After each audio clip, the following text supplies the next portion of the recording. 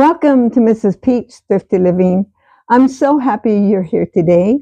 Today is hashtag Artisan Journal Prompt 2024.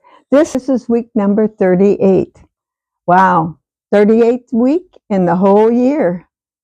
There's 52 of them, so it's coming to near the end of the year. Are you ready? Are you ready for fall? For Thanksgiving? For Christmas? That's the main ones. Oh, an election. That's in there too. This was magazines, and Patty told us, this is hosted by Patty at Life with Patty. You can go over and check and see what she posts and what everyone else in this awesome collaboration posts. There's so many talented people that have joined in this collaboration. And when they tell us a prompt, there's so many interpretations of it. Myself, I've tried to keep it really something that somebody in my family would want someday when I'm gone. I'm 79. You never know when that'll be. Thank the Lord for good health at this time.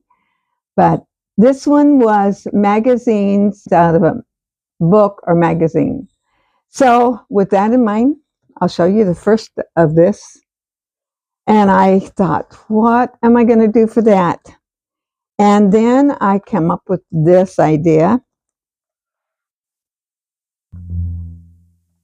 I almost always have to turn the lights out when I get to this point, because there's such a glare on this shiny material.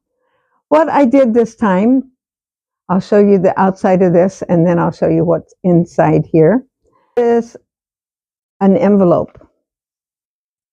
I stapled it onto my book. It's going to be a thick book, you guys, because I know you're all dealing with that, or a lot of you that have these. And I'll tell you some of the reasons I did the outside like this, and then what's inside that envelope. You see, I have Caleb, my grandson. He loves pizza. Our whole family does. His dad loves it as much as he does, I think. And they just got a kitty cat. That must be an older cat. And this is just pretty.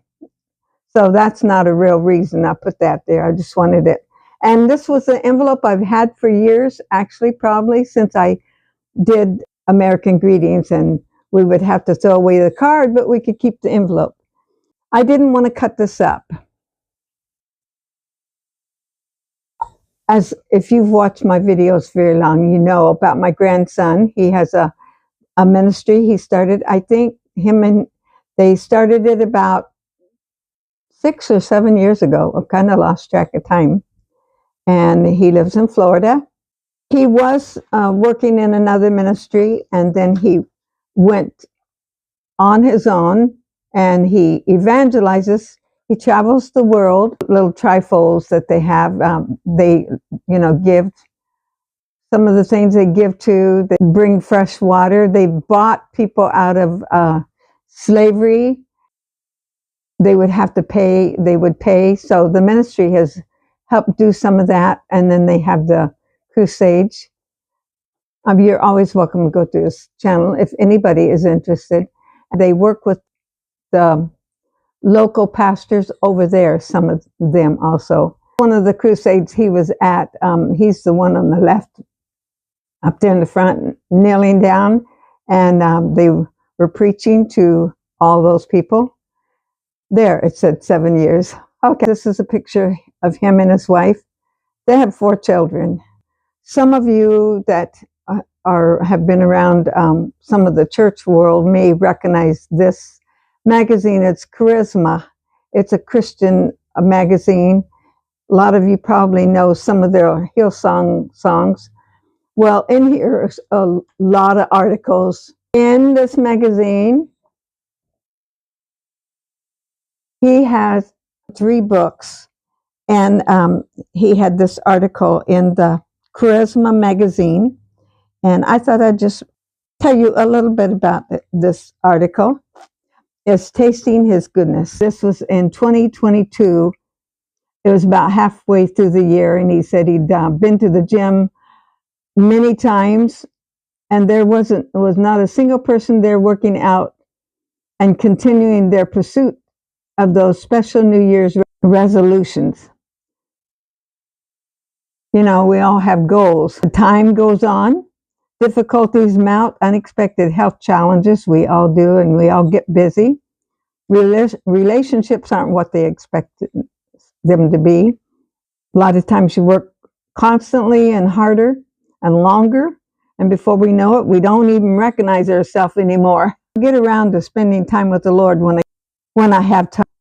We all use that, when I have time. It talks about the passage of Psalms 34, 8-10, says, "Oh, taste and see that the Lord is good. Blessed is the man who takes refuge in him. Oh, fear the Lord, you saints, for the ones who fear him will not be in need." The young lions are in want and suffer hunger, but the ones who seek the Lord will not lack any good thing. That's good to know. It reminds us that the Lord doesn't change. He doesn't grow weary as men do. That's good to know.